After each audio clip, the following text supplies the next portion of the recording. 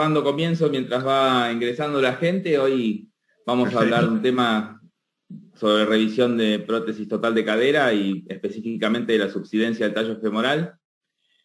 Y hoy voy a estar acompañado de grandes amigos. Como nunca, creo que hasta ahora vamos a estar 3 residentes del Fernández de años consecutivos, porque Gabriel fue mi residente superior y yo fui residente superior de José. Y con un gran amigo y compañero de trabajo que es Fernando González Morán, que yo lo he nombrado varias veces en mis charlas con las diferentes patologías que hacemos cada uno. Así que va a ser un placer inmenso. Gabriel, para los que no lo conocen, es uno de los referentes de la patología de reconstrucción de la cadera en nuestro país. Y como les decía, fue residente del Hospital Fernández y actualmente trabaja en otro hospital que depende de la Municipalidad de la Ciudad de Buenos Aires, que es el Hospital Pirovano. Y también ejerce su práctica privada en el Instituto del Diagnóstico, que es otro de los sanatorios más importantes de acá de la Ciudad de Buenos Aires. Y como les decía, es un referente en este tema en el país y ha dado charlas durante muchísimos años de estos temas de las prótesis de cadera y rodilla. Así que es un gusto tenerte, Gabriel, y gracias por participar con nosotros. Y bueno, va a moderar José, que un poco estuvimos hablando antes, pero la idea de todas estas charlas es tratar de adaptar los avances tecnológicos con las posibilidades técnicas que hay en Paraguay sobre todo y en Latinoamérica, y de ir viendo de la experiencia de cada uno cómo se puede adaptar a la práctica en cada uno de nuestros países. Así que, no sé, José, si querés decir algo, si no le damos la palabra a Gabriel para que inicie su presentación. No, comenzamos. A Gabriel le quieren escuchar, así que comenzamos nomás, Gabriel. Muy bien. Bueno, buenas tardes o buenas noches a todos. Gracias, Enrique y José, por la invitación. La verdad que a pesar de que hace muchos años que uno está en esto, cada vez que alguien me elige para dar una charla me honra con su confianza y me pone cierta presión para tratar de hacer algo que realmente sea de utilidad. Y eso hoy, en mi caso, se multiplica porque quienes me eligen, como ya dijo Enrique, son viejos amigos y compañeros de los primeros pasos en la especialidad, y para que vean que yo trato de fundamentar lo que digo, les voy a dar unos segundos a ver si los encuentran, pero como por ahí se hace complicado encontrar en esta reunión, seguramente algún fin de año, allá por el año 90, en la sala de médicos del Servicio de Ortopedia del Hospital Fernández, ahí los identifico a los 3 que estaban en el folleto que vieron previamente, y lamentablemente no me di cuenta, y por ahí, sabiendo que estaba Fer, y elegíamos una foto de un par de años después, donde él seguramente hubiese estado con nosotros. Pero bueno, José fue bastante insistente sobre el tema, y él quería que hablase de subsidencia del tallo femoral. La verdad que es un tema muy puntual y muy específico, al cual no se puede abordar sin hablar un poco de las generalidades. La subsidencia, como ustedes saben, es la máxima expresión o hundimiento, es la máxima expresión de la falla de un tallo de revisión femoral, y para tratar de evitarla creo que no hay más que cumplir con las indicaciones y con la técnica quirúrgica, y eso es lo que voy a tratar de hacer en los siguientes minutos, pasando revista a lo que son los tallos no cementados de fijación diafisaria y por qué fuimos migrando, siguiendo lo que es la tendencia internacional de los tallos cilíndricos que usamos durante casi 20 años a los tallos cónicos, que son los que usamos desde hace 10 o 15. Estos son mis conflictos de interés que tienen que ver con el tallo que yo más uso, así que me parece pertinente comentarlos, pero la idea no es hablar de ningún vástago en particular, sino hablar de principios, y ustedes saben que la cirugía de revisión de cadera es una cirugía creciente en su frecuencia, que encuentra diversas etiologías que fueron cambiando desde cuando empezamos a la actualidad, con aumento y disminución de la incidencia proporcional de algunas de las etiologías, pero en general se deben a aflojamiento mecánico, infección, a mala posición, a inestabilidad, a la ruptura, a osteólisis, a dolor en el muslo, a la fractura periprotésica, una de las etiologías que, como les decía, va creciendo en frecuencia, incompatibilidad de componentes cuando tenemos que revisar al otro, que en este caso sería el acetábulo, y no tenemos un fémur compatible con lo que tenemos que revisar, u otras de menor frecuencia. Y la verdad es que el objetivo cuando uno enfrenta una revisión es mejorar el dolor y la función, restaurar la anatomía, restaurar la biomecánica, asegurar una fijación protésica duradera y, si es posible, también mejorar el capital óseo, pero además la idea es hacerlo de la manera más rápida, segura, fácil y previsible posible.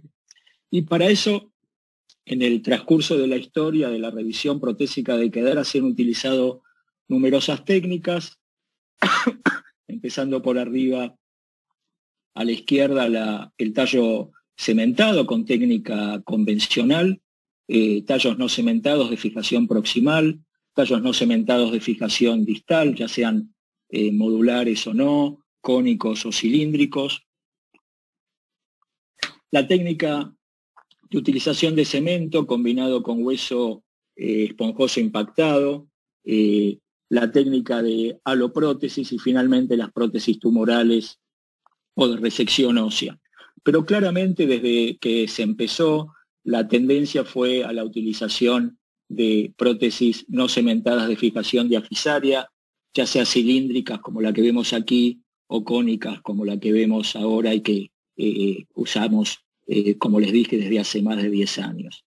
Y esto no es casualidad y se debe a que la toma de decisiones nos hacía cada vez más pensar en ellas. La toma de decisiones se basa en la edad del paciente, el estado clínico, el estado funcional, pero sobre todo en el capital óseo remanente, y para eso utilizamos diversas clasificaciones y creo que la más utilizada en el mundo y la que a nosotros nos gusta usar es la clasificación de Paprosky. Y esta clasificación se basa en la evaluación de la metáfisis y ver si realmente aún ejerce soporte sobre una prótesis o no, fundamentalmente en la diáfisis, evaluando cuál es la longitud del istmo intacto, y vamos a ver que existe un número crucial que habla de 4 centímetros presentes o ausentes, y el estado de las corticales, que nos va a hablar obviamente de corticales normales o de corticales finas con un hueso ectático.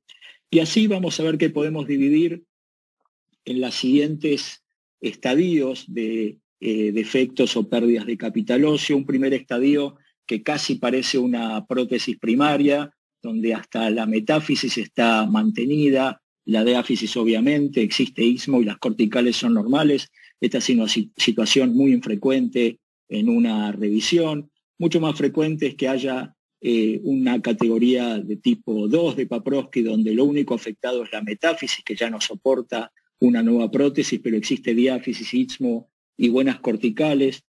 Las más graves, siguiendo en este espectro, son las tipo 3, que se clasifican, en ambos casos no hay metáfisis y la diáfisis está alterada, pero es muy importante y por eso se distingue entre tipo 3A y 3B,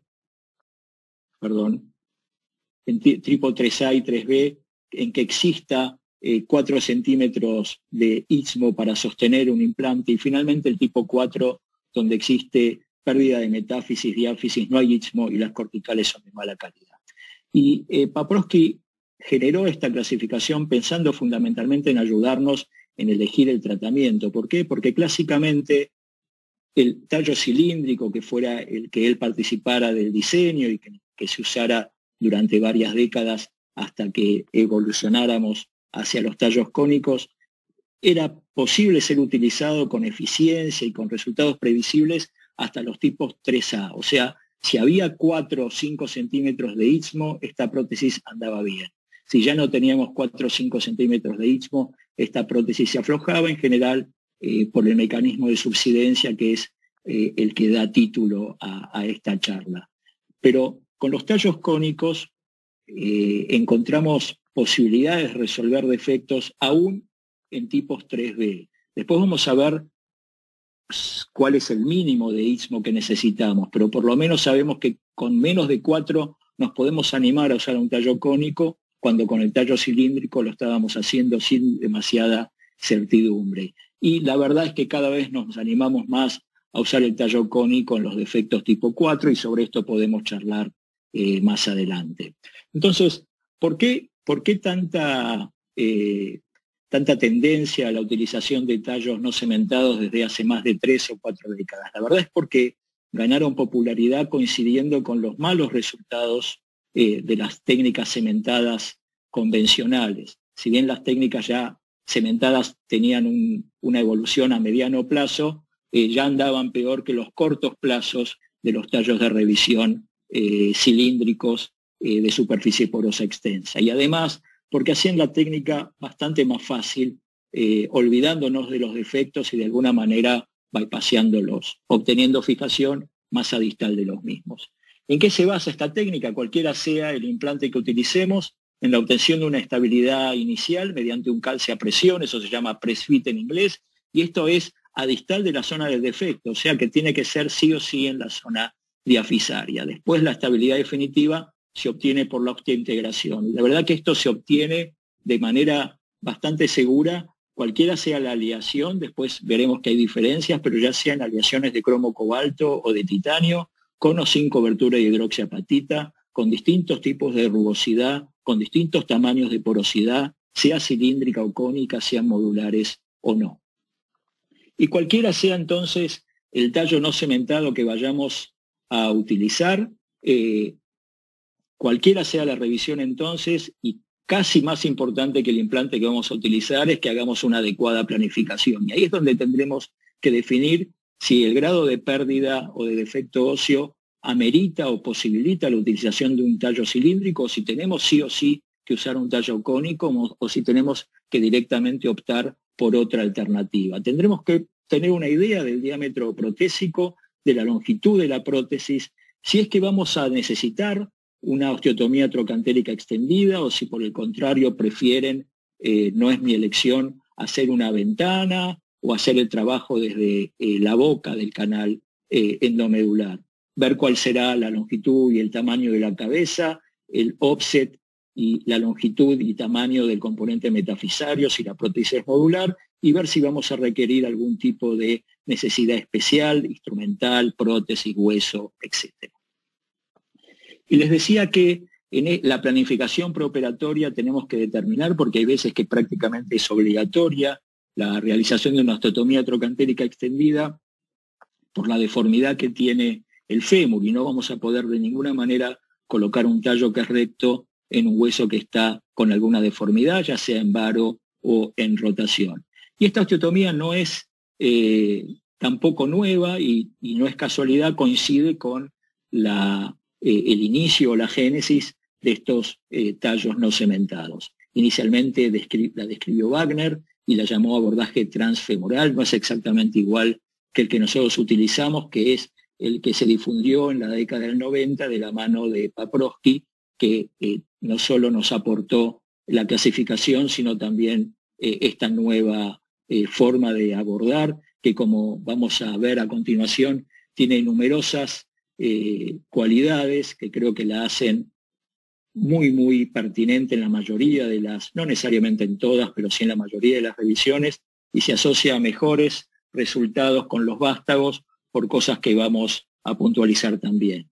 Facilita obviamente el acceso a las interfaces, ya sea cementada o no cementada, y el retiro de la prótesis, del cemento y del tapón, pero lo que a mí más me interesa es que nos permite un mejor y más seguro acceso al fémur distal.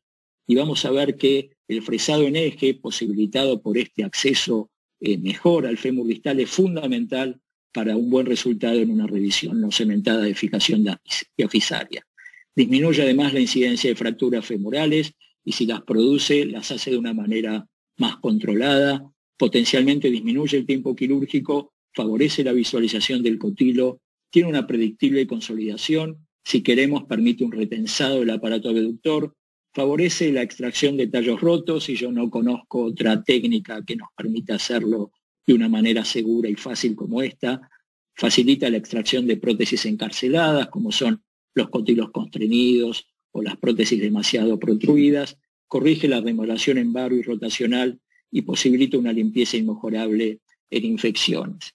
Y la verdad es que nosotros venimos realizando esta técnica maridando de alguna manera la osteotomía trochanterica extendida con los tallos de revisión de fijación diafisaria, y cuando tuvimos nuestros primeros 100 pacientes nos pareció que era interesante reportar cuál había sido el resultado en su utilización, y en ese momento la usábamos en menos de la mitad. Hoy creo que la usamos mucho más liberalmente en la mayoría de nuestras revisiones.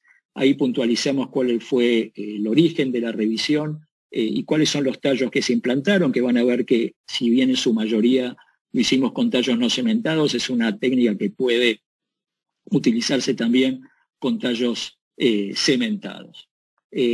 Las indicaciones para utilizarla fueron en su mayoría facilitar la extracción del cemento o de la prótesis, pero también para optimizar la limpieza quirúrgica en casos de infección periprotésicas, para fresar en eje, para favorecer el abordaje y por una deformidad en vara, aunque la verdad en que la mayoría de los casos reunían más de un motivo para realizar la osteotomía. Tuvimos un seguimiento promedio de 3 años y vimos que solo hubo una falta de consolidación, que fue realmente un hallazgo. Cuando abordamos una revisión en un segundo tiempo de una revisión por infección, vimos que la osteotomía no estaba consolidada, pero no tenía ninguna repercusión clínica. Y también tuvimos algunas fracturas, como es habitual en el escenario y en el contexto de una revisión, la mayoría longitudinales sin desplazamiento y solo 2 desplazadas, así como también algunas fracturas del fragmento osteotomizado que no reviste demasiada importancia. Así que concluimos, como la mayoría de los autores indicaba, que la osteotomía trochanterica extendida era una técnica eficiente, segura y confiable para remover implantes, y a la vez permite una inmejorable posibilidad de fresado en eje, optimizando la revisión no cementada. Y creo que por ahí el más importante aporte fue que hicimos una detallada descripción de la técnica para aquel que no está familiarizado con ella y que por ahí tiene que enfrentarse a una revisión, y puede ser útil repasarla o leerla el día anterior para hacerlo de manera más segura. Y eso es lo que vamos a intentar en estos minutos que siguen. Describir detalle por detalle la osteotomía trochanterica, que como les digo nos parece que es el primer paso para hacer un fresado en eje, que es el segundo paso para tener una reconstrucción eficiente sin subsidencia. Como ven, nosotros hacemos el abordaje posterolateral y lo ampliamos un poco, pero la osteotomía se puede realizar cualquiera sea el abordaje que ustedes elijan. Lo primero, después de luxar, si se puede, es retirar el tallo, y esto lo hacemos con la mayoría de los componentes cementados, pero muchas veces con los no cementados no lo podemos hacer, y una vez extraído el tallo hacemos la osteotomía, aunque a veces, como les digo, con tallos no cementados tenemos que hacer la osteotomía en presencia del vástago. Una vez extraído el tallo, hacemos la medición de la longitud de la osteotomía, para lo cual usamos una regla y reproducimos lo que calculamos en el planeamiento preoperatorio. En general la longitud, siempre digo, tiene que ser tan larga como para que nos ayude a sacar todo lo que hay que sacar, pero tan corta como para que no nos comprometa después la fijación de lo que hay que colocar. Como les digo entonces, la medición es de acuerdo a la planificación preoperatoria, será tan larga para favorecer la extracción y tan corta como para no comprometer la fijación. Consideren que si hay remodelación en varo, la osteotomía por lo menos tiene que extenderse hasta el vértice de la deformidad y de esa manera permitirnos colocar un vástago en eje. Y se medirá desde el trocánter mayor o trocánter menor o el cálcar o algún reparto identificable en el hueso o usando el implante extraído. Lo importante entonces, además de medir, es no realizar una disección exagerada, sobre todo a posterior. Recuerden que ahí hay algunos vasos perforantes que si nos entusiasmamos en la disección, probablemente los vayamos a lesionar y puede producir un sangrado de importancia. Si vamos a hacer la osteotomía no hace falta disecar a posterior, divulsionamos el vasto alejados del tabique, evitamos la disección posterior, si podemos no colocamos jómanes posteriores que por ahí involuntariamente pueden lesionar alguna estructura vascular, y recuerden que si hay algún sangrado hay que hacer un control rápido, comprimiendo primero y luego nosotros preferimos por ahí un punto de transficción que nos da más eficiencia que la electrocoagulación para estos vasos en particular.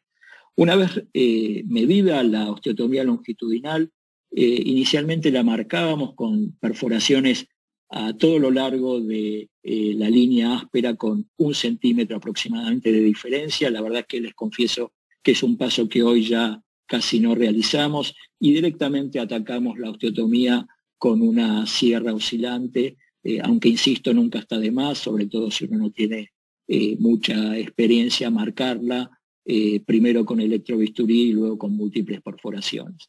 Con el miembro entonces en extensión y en rotación interna, lo que nos ofrece la línea áspera, que más o menos es el reparo que utilizamos para realizar la osteotomía, realizamos la confeccionamos con la sierra oscilante, luego le damos rotación externa al miembro, hacemos una exposición menos generosa que la que vemos en la foto, ya que no hace falta desperostizar tanto, y hacemos el corte o la osteotomía distal.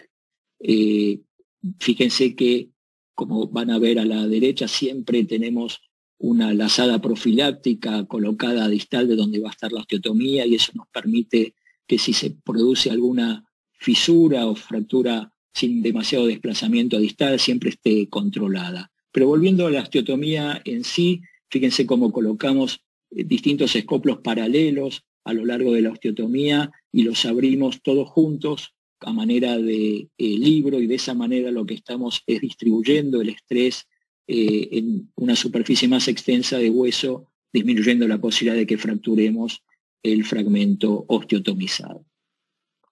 Fíjense entonces, una vez abierta la osteotomía, qué exposición maravillosa que tenemos de todo el cemento que hay que retirar. Distinto es cuando tenemos que extraer el cemento desde la boca del fémur. Y entonces, con escoplos adecuados, pero con mucha más facilidad que haciéndolo desde la boca del fémur, retiramos el cemento. A veces tenemos suerte y luego de perforar el tapón lo podemos enroscar con un macho o retirar, si no, seguimos con fresas o mechas, mejor dicho, cada vez más gruesas hasta que nos permiten el pasaje del gancho retrógrado y lo sacamos con el gancho retrógrado.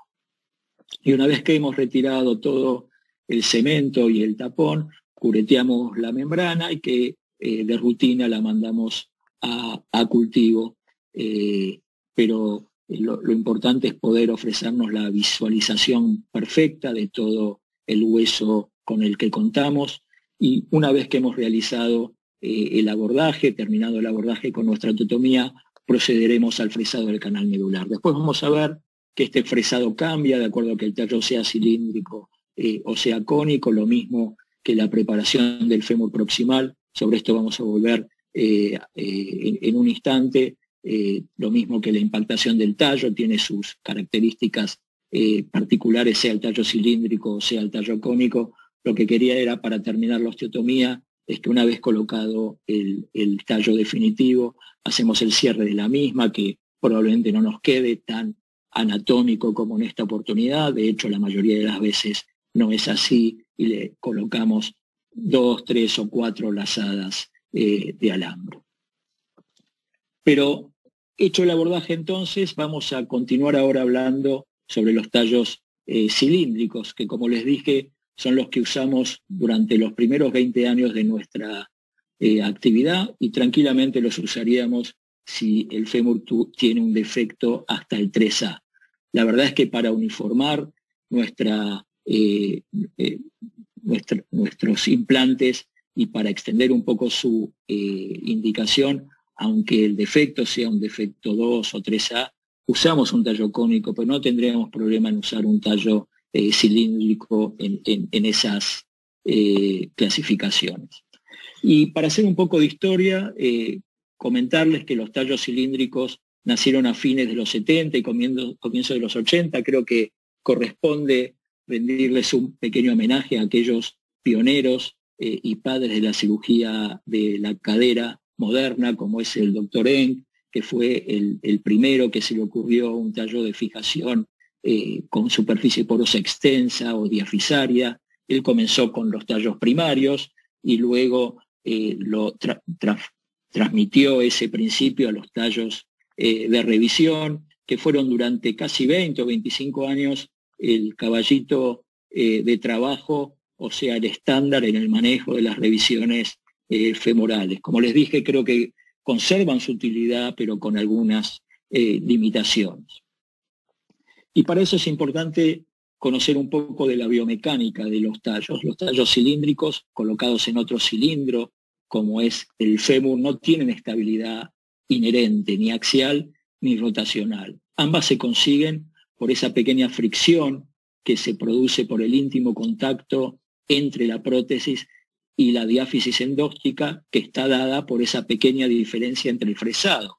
Nunca fresamos el mismo talle, el mismo tamaño del tallo que vamos a colocar, o si lo hacemos porque el fresado anterior nos resultó insuficiente, pero siempre intentamos que exista una pequeña diferencia que a veces es menor a 1 milímetro, es de medio milímetro, pero puede ser suficiente si se extiende en por lo menos 4 a 6 centímetros para generar esa fricción que le va a dar estabilidad axial y rotacional a nuestro implante. Pero es imperativa, como les digo, la necesidad de al menos tener 4 a 6 centímetros con dicho contacto. Esa es la longitud mínima en la cual la fricción promedio que se logra supera las fuerzas de desplazamiento. Si esa fricción se reduce a un tamaño menor, es muy probable que con la carga las fuerzas de desplazamiento superen las fuerzas de la fricción, que es la que se resiste al mismo, y el tallo se hunda. Entonces, si vamos a hablar de un tallo cilíndrico y ya hemos hecho la osteotomía extendida, fíjense ustedes qué excelente acceso nos da al fresado distal para hacerlo de forma correcta y en eje. Y cuando el tallo es cilíndrico, independientemente de colocar la lazada profiláctica, lo que es común a cualquier tipo de tallo que utilicemos, las fresas serán rectas para los tallos de 6 y 8 pulgadas, las fresas son flexibles para los tallos curvos, que son los de 8 y 10 pulgadas. Y como les digo, se realiza un fresado progresivo hasta que tenemos clara resistencia en por lo menos 5 centímetros de diáfisis, que es, como les digo, la superficie mínima que tenemos que conseguir para que la fricción supere al hundimiento. Y inicialmente vamos a fresar medio milímetro menos que el implante elegido. Luego realizamos el raspado proximal. Recuerden que muchas veces el defecto proximal es tan extenso que la raspa correspondiente al tamaño del tallo distal, que ese es el importante, la raspa va a ser una consecuencia de lo que hayamos definido a distal, que es donde tenemos que conseguir la fijación. Puede ser que sea demasiado chica para el defecto y no raspará demasiado, o puede ser que tenga que hacer algún tipo de preparación metafisaria para permitir alojar esa porción del vástago de revisión. Y una vez hecha entonces el fresado distal y el raspado proximal, hacemos la impactación del tallo. La impactación, si no pusimos, y insisto con esto porque es muy importante, si no pusimos la lazada profiláctica antes, no dejemos de ponerla ahora. Si no lo usamos durante el fresado, por lo menos coloquémosla durante la impactación del tallo. Tampoco está de más hacer una medición en cartabones del tamaño de la fresa y del tamaño del tallo, porque muchas veces las fresas se desafilan o el vástago tiene alguna rugosidad mayor que otra, y la discrepancia no es de medio milímetro, es de más, y ahí tendremos que hacer algún ajuste con el fresado de más que lo que habíamos pensado inicialmente. Y colocamos el tallo con la mano mediante pequeños movimientos circulares hasta que la fricción que empieza a generarse nos impida colocarla con la mano. Y por lo menos nos tienen que quedar afuera los 5 centímetros necesarios para conseguir esa fricción extensa que nos impida el hundimiento. Aparte, tengan cuidado con la anteversión, ya no vamos a tener después posibilidades de modificarla, o si lo hacemos va a ser con el costo de tener que sacar el vástago. Y fíjense ustedes que tampoco nos permitía demasiadas pruebas. Esa es otra de las cosas con las cuales con los tallos cónicos y los tallos modulares hemos dado un paso adelante. Podemos hacer muchas pruebas antes de la elección y de la colocación del vástago definitivo. Y obviamente la impactación se termina con golpes suaves pero firmes de martillo. Si la cosa se complica y el vástago no baja, probablemente haya que extraerlo y fresar medio milímetro más, o sea que estaremos fresando número a número y ahí probaremos si baja el vástago y excepcionalmente, pero puede pasar, si el hueso es muy duro o como les digo, la fresa por ahí estaba un poco desafilada y el vástago tiene alguna rugosidad más prominente que lo que tenía otros, puede ser que tengamos que fresar medio milímetro más del número del vástago, pero finalmente, como les digo, tenemos que conseguir por lo menos esos 5 centímetros donde nos cueste bajarlo. No que se nos trabe ni que se nos hunda, pero que sí nos cueste bajarlo y ahí nos habremos asegurado un buen resultado futuro. Obviamente realizamos pruebas de longitud y de estabilidad en el proceso de impactación, porque si ya impactamos la totalidad del vástago, después se nos va a hacer bastante complejo extraerlo si es que la estabilidad y la longitud no son las adecuadas. Pero como les decía, los tallos cilíndricos son muy nobles y de hecho nos ayudaron a resolver la inmensa mayoría de nuestros casos durante 20 o 25 años y la literatura así lo dice. Numerosos grupos, no solo el grupo de los diseñadores, como es el grupo de Eng de Virginia, Paprosky en Chicago, Moreland en Los Ángeles, distintos centros del máximo nivel han reportado hacia fines del siglo pasado unas series consistentemente exitosas con entre 90 y 98% de sobrevida entre los 5 y 15 años de seguimiento promedio. Y nosotros también reportamos una serie obviamente más modesta, pero similar a las que describimos previamente, con casi 150 pacientes. Obtuvimos una sobrevida libre de revisión a los 8 años de 90%, evaluamos radiológicamente la fijación y casi en el 90% tuvimos una fijación ósea estable, que es aquella que se manifiesta por el engrosamiento de las corticales a nivel diafisario, donde existe el contacto íntimo con el vástago, quizás cierta osteoporosis proximal en la zona metafisaria.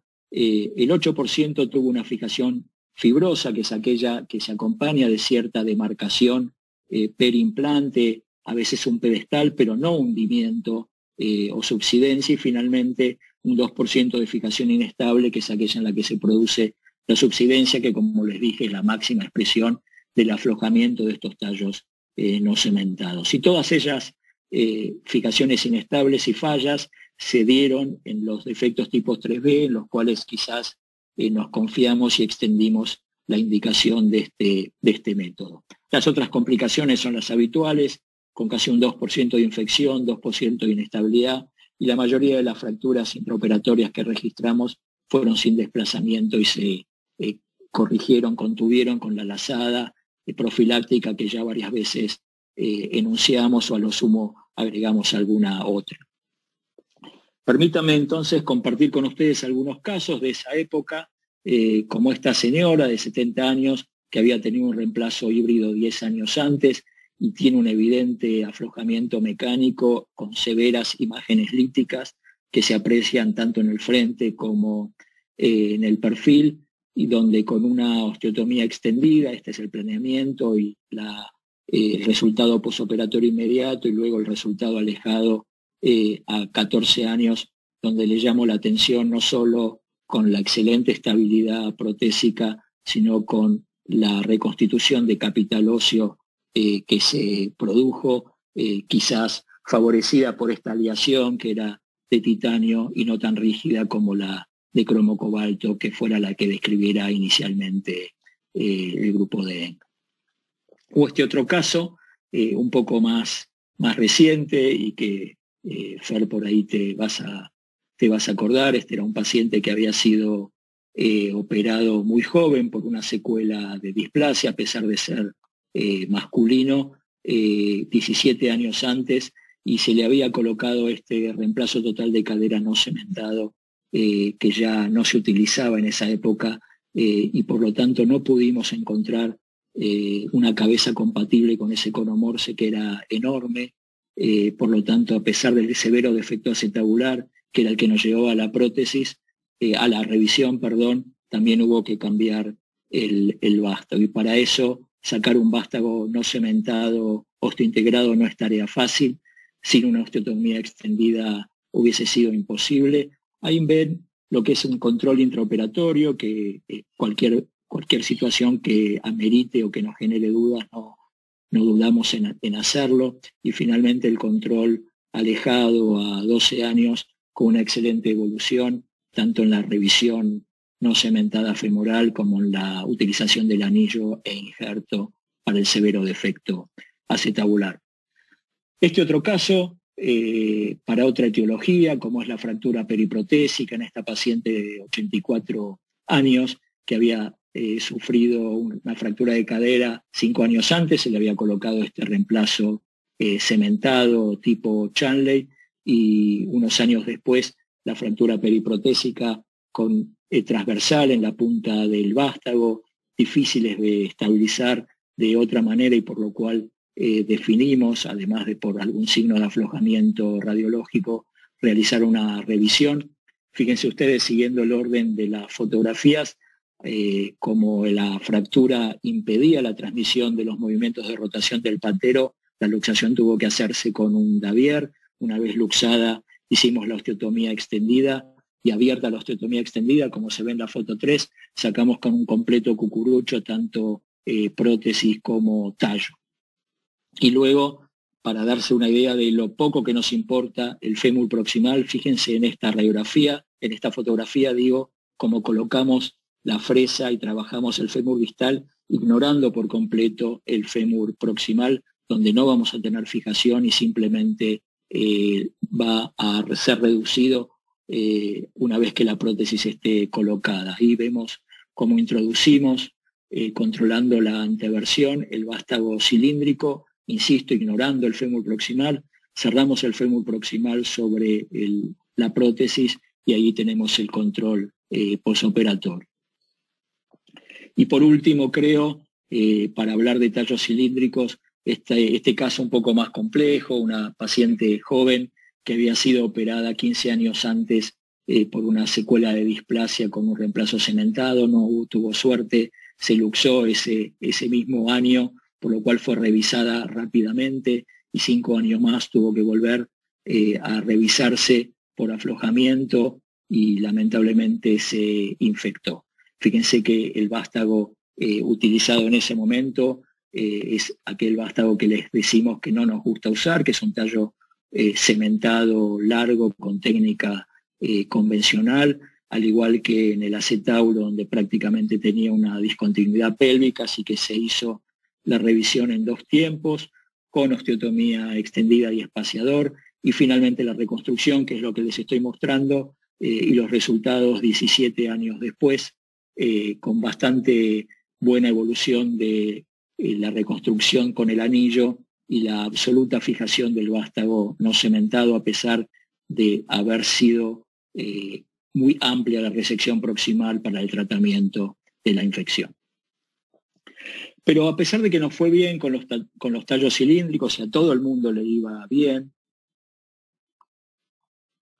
mientras se respeten las indicaciones y la técnica, comenzaban a surgir una serie de cuestionamientos referidos a los mismos, que era la imposibilidad o la dificultad para modificar la longitud, el offset y la versión a medida que íbamos introduciendo, y cuanto más lo introducíamos peor, dificultad para la extracción intra o posoperatoria, si había que corregir algo o si había que revisar estos tallos, la dificultad para corregir la deformidad torsional o para establecer cuál era el óptimo fresado, la reabsorción proximal, que se ve acompañado a estos tallos por la misma ley de Wolff, como la carga se transmite a la zona diafisaria, la zona metafisaria o la zona proximal se va afectando en su densidad ósea por desuso, el dolor de muslo, que se asocia a los canales anchos con vástagos de más de 19 milímetros de diámetro, y esta necesidad de 4 a 6 centímetros de íntimo contacto para fijación, que dejaba afuera algunos defectos. Esto hizo que vayamos mirando con mejores ojos a los tallos cónicos y eventualmente también a la modularidad. Los tallos cónicos, para empezar a hablar de ellos, tampoco son un vástago nuevo y surgieron más o menos para la misma época. El precursor de ellos es el doctor Wagner, de Alemania, que comenzó con el diseño que vemos en la porción más alta de la fotografía, que tenía una conicidad, bastante disminuida, solo de 2 grados, a la que le sumaba 8 aletas longitudinales, lo que le daba estabilidad rotacional. Venían en 3 largos de 2,25, 2,65 y 305 milímetros de longitud y de 14 a 25 milímetros de diámetro. Era además un vástago bastante valgo, con 145 grados de ángulo cérvico diafisario y solo 36 milímetros de offset, lo que le daba cierta tendencia a la inestabilidad. Por eso, una década y pico después, en el año 2001, el mismo Wagner difunde la opción lateralizada, que tenía un ángulo más varo y más offset, ya yéndose a 42 o 46. Y hoy, claramente, esta forma o esta modalidad de fijación diafisaria, distinta a la que les mostramos con anterioridad, está extendida a absolutamente todos los diseños o diseños similares en todas las compañías protésicas. Y vamos a la biomecánica, que es lo que explica un poco el porqué de esta mayor extensión de indicaciones con los tallos cónicos. La estabilidad axial se da con menor contacto porque el tallo es cónico, y al tener un contacto de un cono dentro de otro cono, la estabilidad axial se da en forma inherente. Y además la estabilidad rotacional se genera por las aletas, o sea que estamos corrigiendo 2 de los teóricos defectos biomecánicos que tenía el tallo cilíndrico. Además, esto se consigue con menor consumo de hueso, porque hay que fresar menos, ya no hay que fresar en toda la longitud del tallo, sino que hay que conseguirlo en la porción más proximal del mismo.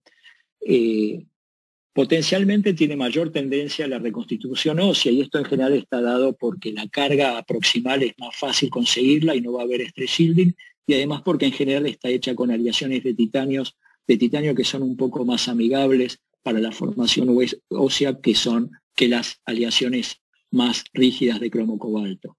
Es más fácil la extracción y la colocación intraoperatoria, no se acompaña a dolor de muslo, si lo hace en una muy pequeña proporción, y lo más importante es que extiende la indicación a los defectos más severos, a los 3B seguro, y vamos a ver si quizás también a los tipo 4.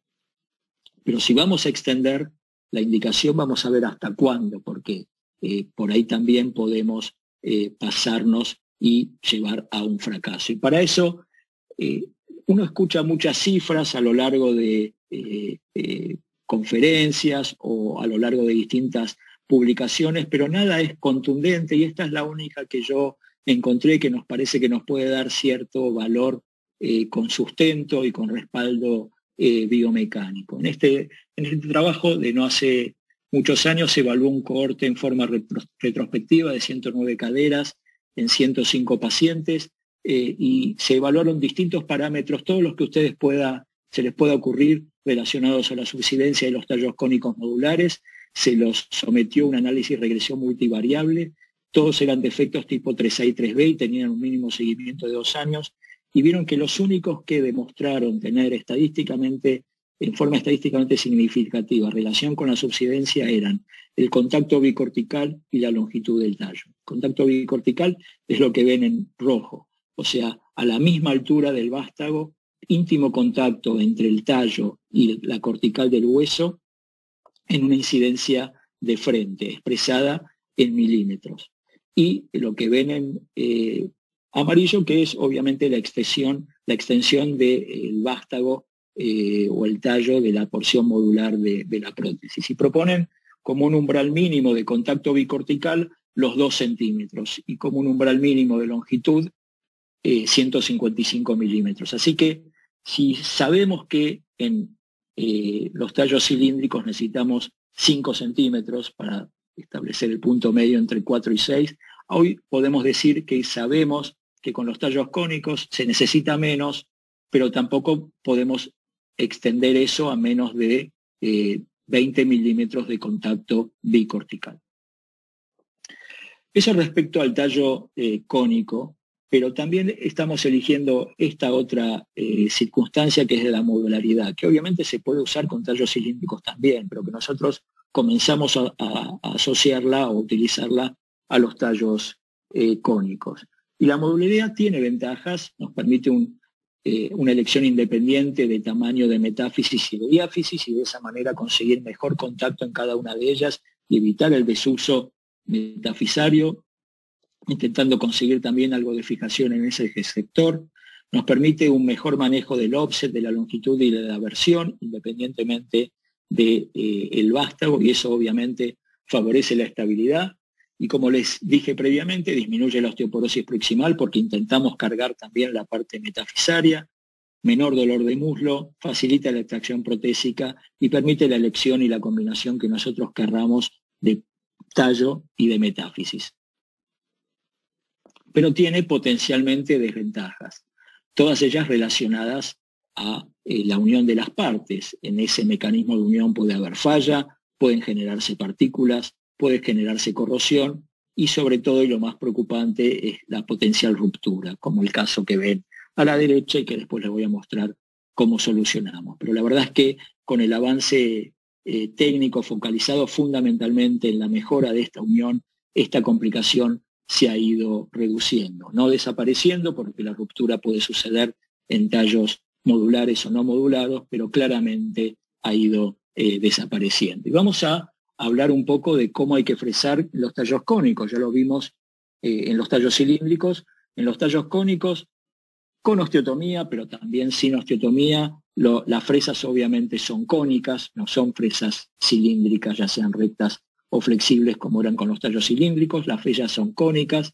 Fíjense ustedes que todas las fresas van a tener una serie de marcas, que son las marcas que nos hacen elegir entre la distinta longitud de los vástagos y la referencia con el centro de rotación, que, como todos saben, coincide con la punta del trocánter. Hecha la osteotomía, la punta del trocánter no está en su lugar, así que en general lo que medimos es la distancia de la osteotomía desde la punta del trocánter a la osteotomía distal, y ese es lo que vamos a medir cada vez que querramos evaluar la profundidad de nuestro fresado. Obviamente nuestro fresado va creciendo en diámetro hasta que tenemos franca resistencia, y siempre es muy buena la señal de la extracción de cierto hueso endóstico, sea esponjoso o cortical, como medida o comprobación de que el contacto que tenemos es íntimo, y obviamente podemos evaluar la extensión de ese contacto viendo hasta qué longitud de fresa tenemos hueso cuando la retiramos. Y una vez definida entonces el grosor o el espesor del vástago distal, comenzamos el fresado proximal. Esto cambia técnicamente de acuerdo a cuál sea el implante que utilicemos, pero todos siguen la misma filosofía, que es el fresado proximal siguiendo el eje del fresado distal, hasta que conseguimos contacto para de esa manera disfuncionalizar la parte proximal lo menos posible. Y nos permite, cosa que el tallo cilíndrico primitivo no nos permitía, que es una serie de pruebas. Nosotros podemos colocar el vástago de prueba, que es igual que el vástago definitivo, pero sin aletas, y de esa manera evaluar no la estabilidad rotacional, porque no tenemos aletas, pero sí la estabilidad axial. Y si la estabilidad axial se da antes que lo que fresamos, por ahí ya sabemos y preveemos que el tallo se fije un poco antes, y se da un poco después, sabemos que por ahí el fresado fue un poco excesivo, etc. Y de esa manera nos permite tener una idea de dónde estamos parados antes de colocar el vástago definitivo. Recuerden siempre que la introducción tiene que corresponder con las mismas medidas que usamos en el fresado, y alguna de las referencias que hayamos elegido tiene que corresponderse con la punta del trocánter mayor. Una vez entonces que hemos evaluado con el vástago de prueba dónde estamos parados y con un poco más de idea, entonces elegimos el vástago definitivo, que también debe hundirse aproximadamente hasta la misma distancia, pero puede suceder, como es habitual, que se hunda un poco menos, es raro que se hunda un poco más, pero también puede ser, y para eso es que siempre hacemos nuestro planeamiento para un cuerpo metafisario o body intermedio, nunca el más corto ni el más largo, para de esta manera poder jugar de acuerdo a dónde se queda fijo el vástago, compensándolo con los bodies y de esa manera conseguir la misma longitud final. Las distintas marcas tienen distintos detalles, pero en general todas siguen más o menos la misma filosofía.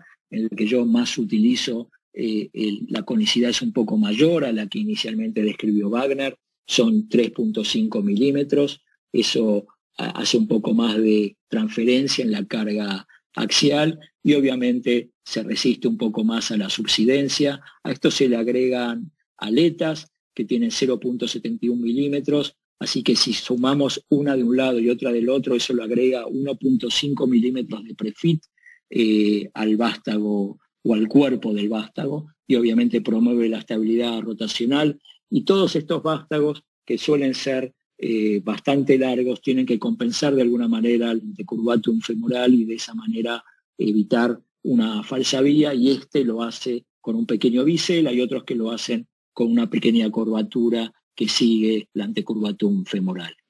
Pero bueno, una vez colocado entonces el vástago definitivo y conseguida la fijación adecuada, hacemos la prueba con el componente metafisario,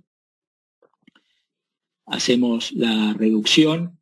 Recuerden que los componentes metafisarios, sea este o con forma flautada o el tipo cónico, que es el que más nos gusta usar, tienen en general el mismo ángulo cérvico-diafisario y más de una opción de offset, al menos dos, y pueden ser colocadas con la opción de la versión que uno quisiera, o sea, infinitas posibilidades de versión y infinitos y algunos tamaños, cosa que nos permite de alguna manera optimizar el contacto y la estabilidad. Definido entonces cuál es el que vamos a utilizar, colocamos el body o componente metafisario definitivo, y todas estas prótesis tienen un mecanismo de bloqueo que hacen que la unión entre la porción metafisaria y la porción diafisaria sea lo más segura posible.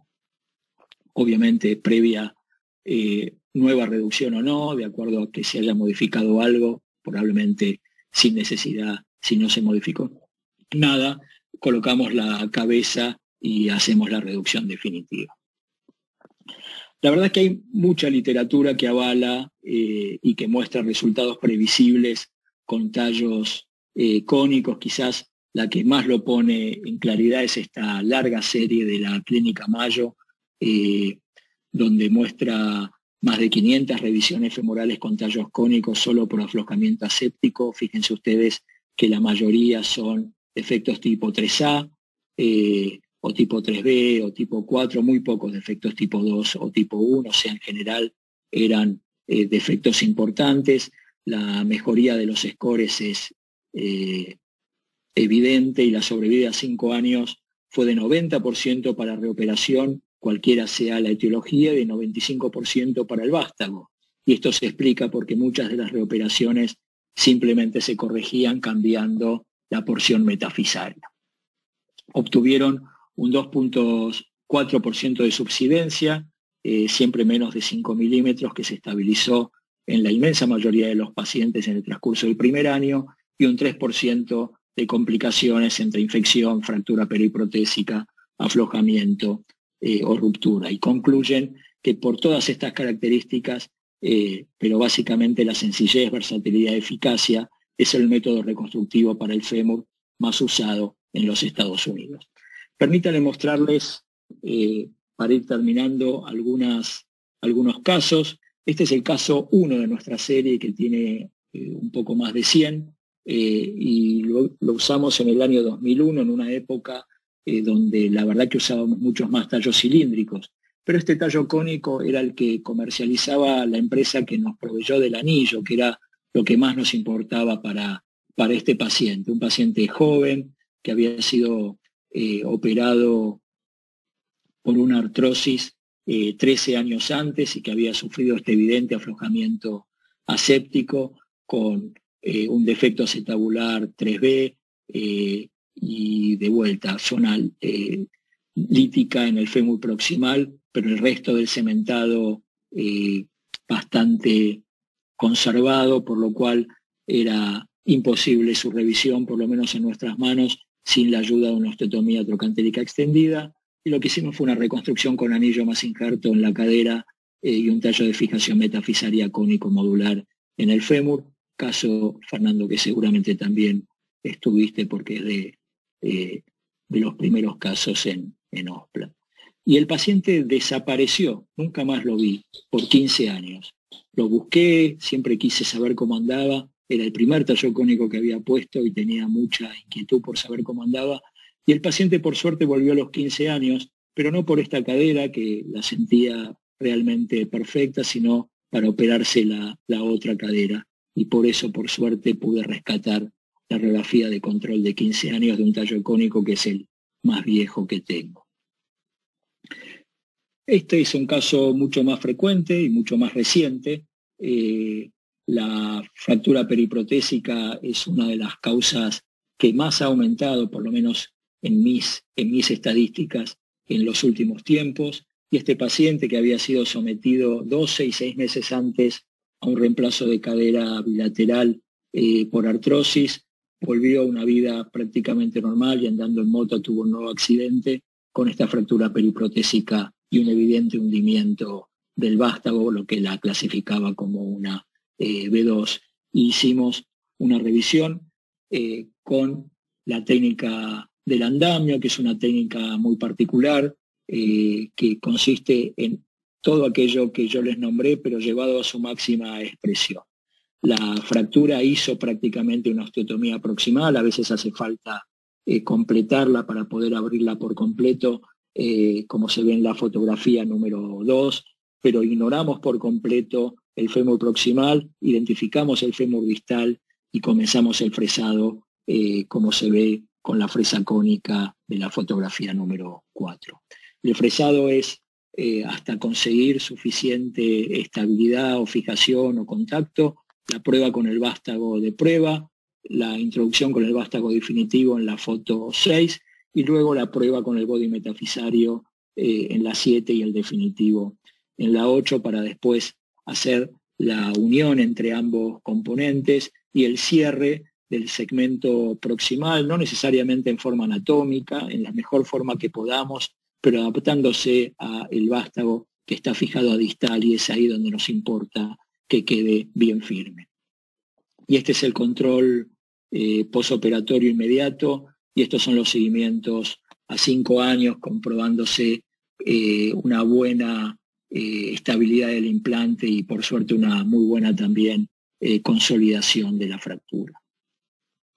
Y nos vamos a etiologías un poco más feas, como son las infecciones, y a mayores defectos, que era sobre los que los quería llamar la atención. Fíjense ustedes en esta señora de 62 años que había tenido un reemplazo total de cadera infectado y le habían hecho un primer tiempo con este espaciador no articulado.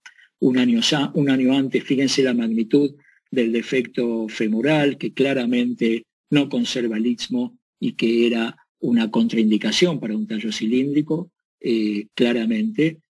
La pregunta es si podía ser una indicación para un tallo cónico o no, y una vez que fuimos adquiriendo cierta experiencia, confiamos cada vez más en este tipo de implantes, a pesar de este defecto 3B versus tipo 4, y este es el posoperatorio inmediato en el centro y el control a los 5 años con estabilidad, y fíjense ustedes lo reducido del contacto bicortical, pero claramente superando los 2 centímetros, cosa que nos da el sustento biomecánico para haber esperado esta exitosa evolución.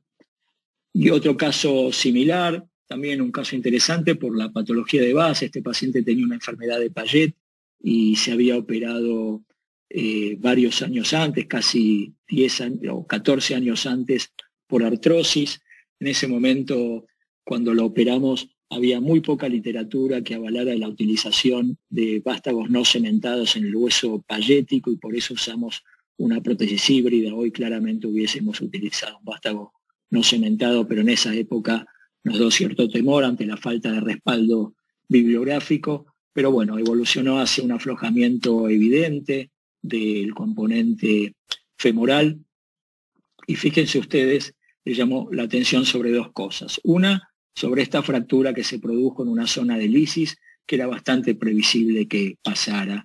Y la otra, sobre el escaso de vuelta contacto bicortical, aún con un vástago grueso y el más largo de los que teníamos disponibles, pero con suficiente contacto como para prever una fijación estable y este control al año y medio, confirmando no solo la consolidación de la fractura, sino la estabilidad del implante.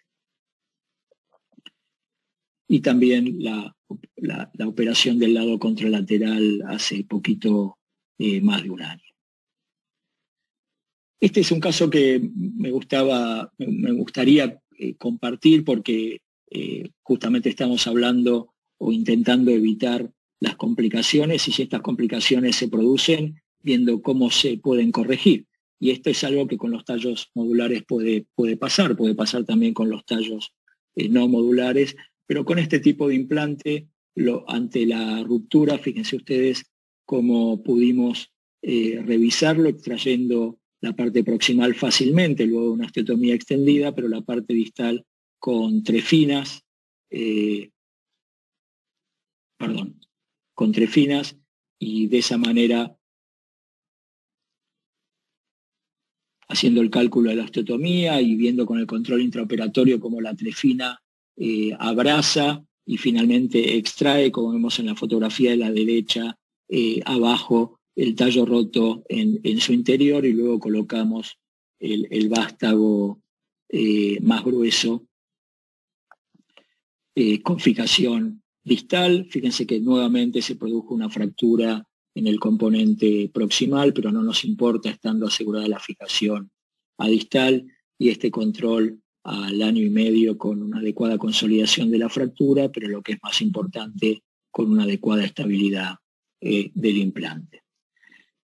Y para terminar y hablar un poco de este tema que tanto me pedía José que me refiriera, que es el tema de la subsidencia, vamos a hablar de este caso que también muestra algunos errores en la elección del tratamiento inicial. En esta fractura periprotésica que se utilizó una osteosíntesis, aunque aparentemente no era esa la mejor indicación, y falló, realizó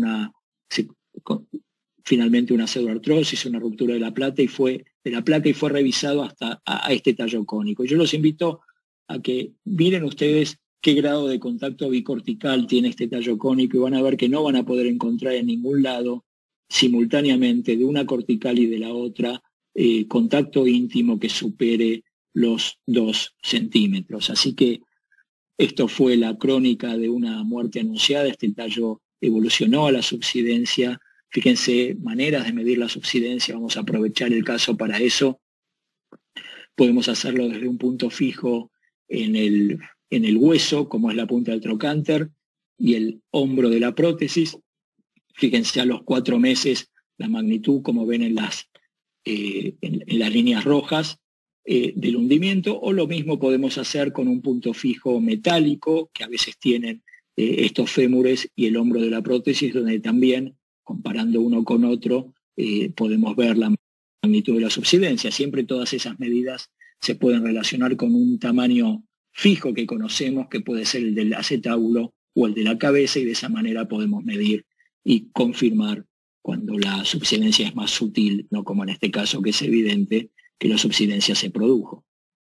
Evidentemente se trataba de un vástago con un tamaño más pequeño del adecuado. Podemos especular por qué se produjo, y creo que fue por la falta de una osteotomía extendida lo que generó un fresado en varo y una sensación de estabilidad, cuando en realidad lo que estaba consiguiendo el cirujano era una fijación en 3 puntos y un adecuado contacto bicortical. Pero bueno, fíjense ustedes cómo fue convertido o revisado a un tallo 4 milímetros más grande, ya sí en eje, no en varo, y con un adecuado contacto bicortical, independientemente de la anexión de las tablas, que son una intención de reconstituir hueso que no tiene ningún impacto sobre la fijación protésica. Así que para ir concluyendo, la mayoría de las revisiones femorales pueden manejarse con tallos no cementados de fijación distal, tanto cilíndricos como cónicos. Los cilíndricos son efectivos hasta los defectos tipo 3A, y los tallos cónicos extienden la indicación a defectos mayores.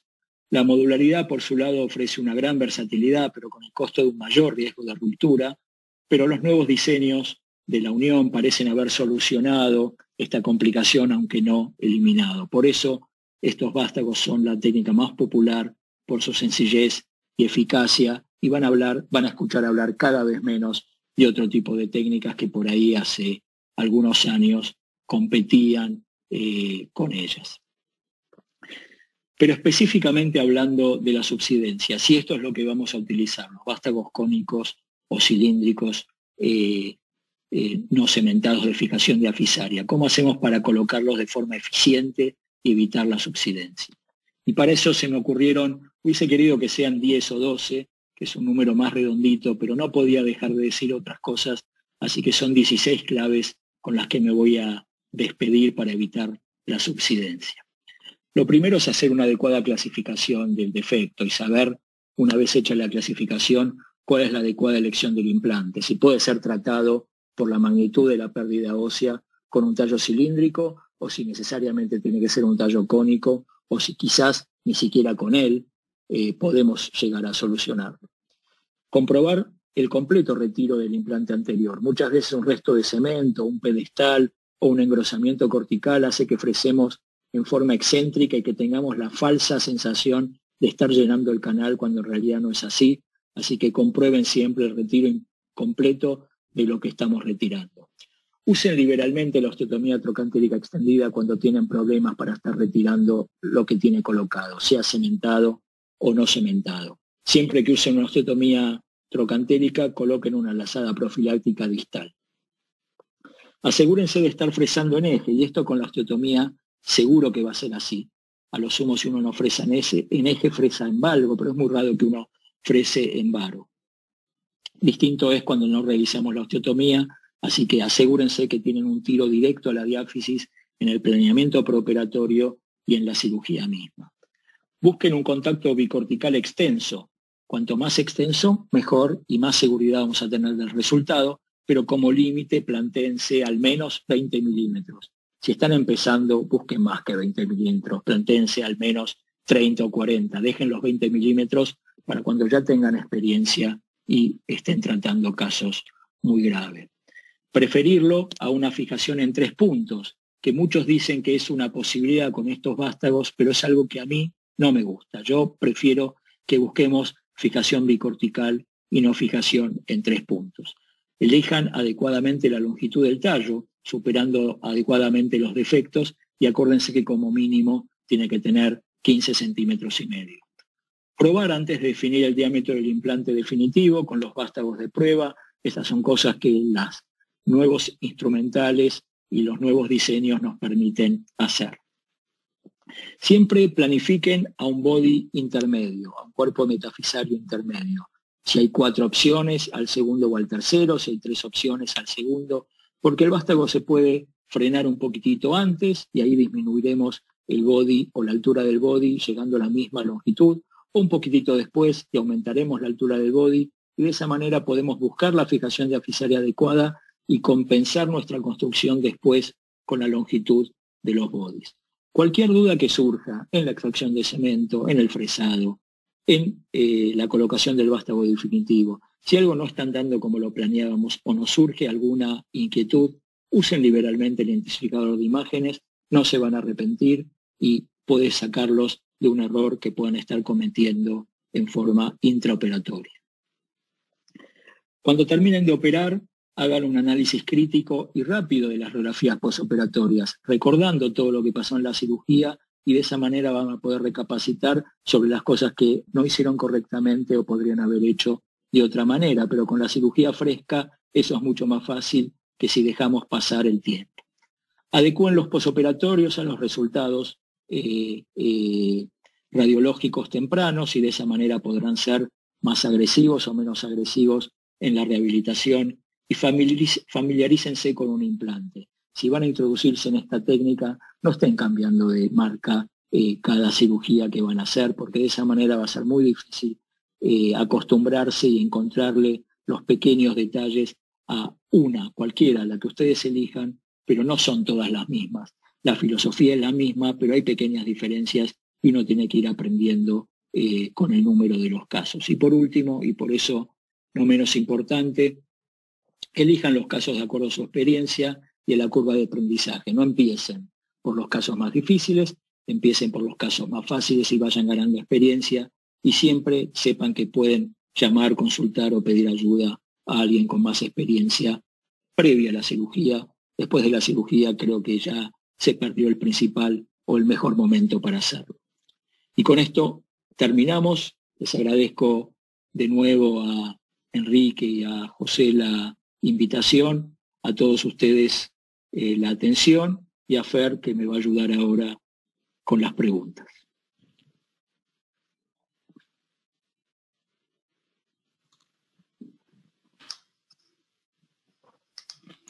Bueno, muchas gracias, Gabriel.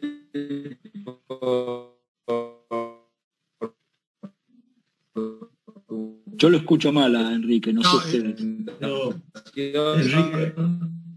te escuchamos mal. Creo que tocaste todos los temas y bueno, me interesados en este tema. José, que tuve problemas de conexión desde el principio, no sé si ahora. José, quería que vos hablaras de la experiencia en Asunción y qué te dejó la charla. Perfecto. Excelente, Gabriel, te agradezco un montón, está bastante completa. Sí, ¿a mí me escuchan bien? ¿Me escuchan bien ahí? Sí, sí, José. Excelente, Gabriel. Algunas cositas que querría preguntarte. Mostraste un cierre perfecto de la parte proximal de tu osteotomía, pero muchas veces no queda tan perfecto. Inclusive he visto en algunas charlas también que le quedaba un poco abierto. ¿No te preocupa mucho eso, el que no pueda cerrar completamente la cáscara proximal? No, para nada, José. La verdad es que, como en todo, uno a esta altura ya puede decir lo que hacía antes y lo que hace ahora. Antes nos preocupaba, injertábamos ese gap y estábamos preocupados. Hoy la verdad es que no nos preocupa para nada. Recordemos que siempre de un lado aparece abierto, pero del otro lado seguramente tiene contacto, y en general eso alcanza para que el segmento no migre, que es lo único que nos importa. Ese segmento no le ofrece estabilidad a la prótesis. Lo único que queremos es que el aparato abductor siga trabajando eficientemente, y en general no tenemos dificultades en ese sentido. Así que no, es muy común que quede abierto, es muy común que los fémures con mucho tiempo de un componente flojo tengan una remodelación en varo, y si es que no queda abierto es que el vástago está mal colocado, porque si el vástago sigue el eje diafisario, lógicamente a proximal tiene que quedar cierta apertura si es que se corrigió la anatomía. Así que no, José, no tiene importancia. Hay que hacer un cierre adecuado con cables, alambres, lo que uno prefiera o esté acostumbrado, mantener la continuidad, ser lo menos agresivo posible con las partes blandas, y de esa manera la consolidación, como mostré en nuestro trabajo y como muestra la literatura en general, es altísima. Así que no suele haber problemas a pesar de esos defectos en el cierre. Yeah. Ahí en vista que hay una pregunta para vos, Gabriel, del auditorio. En el caso que haga una osteotomía en el postoperatorio, ¿cuál es tu indicación para el kinesiólogo en cuanto a la abducción activa? Simplemente eso, limitar la abducción activa, pero nada más. El postoperatorio está, en general son 6 semanas 2 muletas, 6 semanas 1 muleta. Creo que hoy muchísimos centros reducen este tiempo, pero es el que yo usé toda mi vida y lo sigo usando. La carga a lo sumo se ve retrasada si hay algún tipo de complicación en la fijación distal, no en la osteotomía. La osteotomía siempre la hacemos de manera segura y la cerramos de manera segura, la probamos con movilidad para ver de que no hay inestabilidad en el cierre, y lo único que limitamos por 6 semanas es la abducción activa, pero no la carga, que protegida con 2 muletas la permitimos en forma inmediata. Por la osteotomía, si hay algún problema con el vástago porque se fracturó o algo, obviamente la retrasamos, pero por la osteotomía no modificamos la carga. Y Gabriel, ¿no te preocupa mucho cuando hay una fractura del lado contrario de la osteotomía, cuando se te fractura el fragmento continuo, no sé cómo decirte, lo que queda en el lado opuesto a la osteotomía? Está clarísimo. Eso nosotros le decimos que a los dos fragmentos habituales que tiene una osteotomía se convierten en 3 fragmentos, que es como si hubiésemos estado operando una fractura periprotésica. Y no nos importa nada, mientras la fijación no nos importa nada. Si no se produce, mejor, pero no nos altera demasiado si se produce. Ya lo demostramos con las fracturas periprotésicas y ese caso que les mostré de una fractura periprotésica y el tallo cilíndrico. Mientras la prótesis esté fija distal, aproximar los fragmentos no impactan en la estabilidad protésica y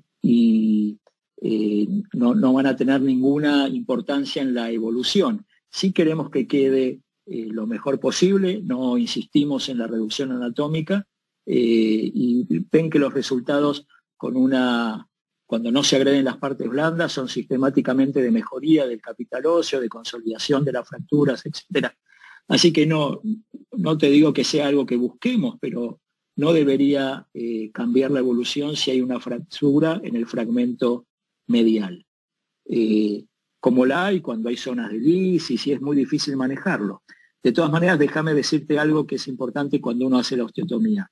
Si uno hace la osteotomía muy cercana a la cortical lateral, tiene un fragmento lateral débil, más probable que se fracture ese fragmento, y un fragmento medial más fuerte, que es menos frecuente que se fracture. Si uno hace la osteotomía muy generosa, más de la mitad, y se acerca a la cortical medial, puede debilitar la cortical medial. Y ahí se pueden producir fracturas de la cortical medial. Más fuerte va a ser el fragmento lateral, que seguramente no se va a fracturar. Nosotros elegimos la mitad. Si bien la técnica original habla de 1/3, nosotros elegimos la mitad, que es la línea áspera, y ahí hacemos el corte. De esa manera creo que estamos empatando entre la fortaleza del segmento medial y la fortaleza del segmento lateral. Ahora, si hay una zona de lisis o algún otro factor que predispone a la fractura, tanto en uno como en otro, eso ya no lo podemos manejar nosotros y son cosas que pueden pasar. Lo importante es saber cómo manejarlas. Y insisto, la fractura, mientras se produzca a nivel de la osteotomía y no comprometa la estabilidad distal, no tiene ninguna incidencia sobre el futuro de la fijación que estamos realizando. Perfecto. No sé, Fernando, ¿querés opinar? Sí. Bueno, primero, Gaby, es muy lindo escucharte. La verdad que yo siempre tengo presente una frase de Picasso que dice: el que se guarda un elogio se está quedando con algo que no es suyo, ¿no? Y me da mucha alegría ver que heredaste de tu mentor, de Aaron Rosenberg, la capacidad de transmitir el conocimiento, que a veces uno lo tiene ahí, pero medio desordenado, y cuando alguien con claridad lo expone, es como que se te empieza a encuadrar todo, comprendés todo mejor, y eso la verdad que es impagable, ¿no? Así que bueno, buenísimo. Después me voy a ir en el tiempo y pensando de por qué un tallo tan bueno como el tallo de superficie porosa extensa no modular, que nos dio tantas alegrías, fue evolucionando a estos tallos modulares, ¿no? Y yo creo que eso se expresa en un momento del quirófano, porque ese tallo, el tallo diseñado por Eng, que a mí me resulta fantástico, es genial antes de la cirugía, después de la cirugía, pero hay un momento en que uno no lo quiere tanto ese tallo, y ese es el momento cuando uno lo está impactando. Y eso hemos pasado muchos momentos juntos, que marcábamos con un poquito de sangre una marca en el tallo, o vos o yo, y golpeás, pum, pum, pum, pum, y bajó, no sé, a ver, fíjate, boom, boom, boom, y el tallo parece que no se mueve, a ver, bajó, sí, hay 13 litrocitos bajó, dale un poquito más, y así, y en ese momento, es un momento que uno se encomendaba a Dios, Jehová, y si hay alguna otra religión por ahí también, para ver si el tallo finalmente progresaba, ¿no? Porque, como vos dijiste, cuando eso sucede, no queda otra que retirarlo, pero retirarlo tampoco es fácil, porque tiene esa propiedad de scratch fit tan fuerte que hasta sacarlo es difícil después. Entonces yo creo que por esos momentos que han pasado muchos cirujanos han pensado algo para mejorarlo, aparte de que obviamente te da la posibilidad de que podés manejar los 3 planos del espacio en cuanto al centro de rotación, longitud de la pierna, offset y demás, ¿no? De los tallos modulares. Y bueno, y esa anécdota que era, para mí, eran momentos de alto estrés, pero inolvidables, después te dan la alegría de que es un tallo que tiene una fijación tan extraordinaria que genera estabilidad inmediata y los pacientes tienen una evolución fantástica, se remodela el hueso. Lo mismo pasa con los tallos de superficie, de diseño cónico, ¿no? Y algo que creo que quedó sin mencionar, interesante también, es recordar que estos tallos vienen con una curvatura a partir de determinada longitud, generalmente a partir de los 200 milímetros, tiene una curvatura típicamente para copiar la anteversión natural que tiene el fémur, y también sirven para acomodarlos un poquito a la remodelación en varo. Entonces, para los que no están tan habituados con este tipo de implantes, saber que no es un implante recto completo, sino que desde determinada longitud tiene una curvatura típicamente de 3 grados para acomodarse esas deformidades. Pero bueno, después, como dije antes, la verdad que expusiste con una claridad maravillosa cómo uno debería tener el racional para este tipo de desafíos, ¿no? Porque son, la verdad, que cirugías que son un desafío y como también señalaste bien, de gente que debería tener experiencia, y si no la tiene, convocar a alguien que la tenga, porque todo esto que vos ordenaste tan prolijamente, son muchas cosas que uno tiene que tener en cuenta, y si uno no tiene tanta experiencia, y a mí me pasa actualmente, por ahí siempre te queda alguna cosita sin resolver de la mejor manera. Así que bueno, me encantó la charla, y no sé si habrá alguna otra duda de los panelistas y del auditorio.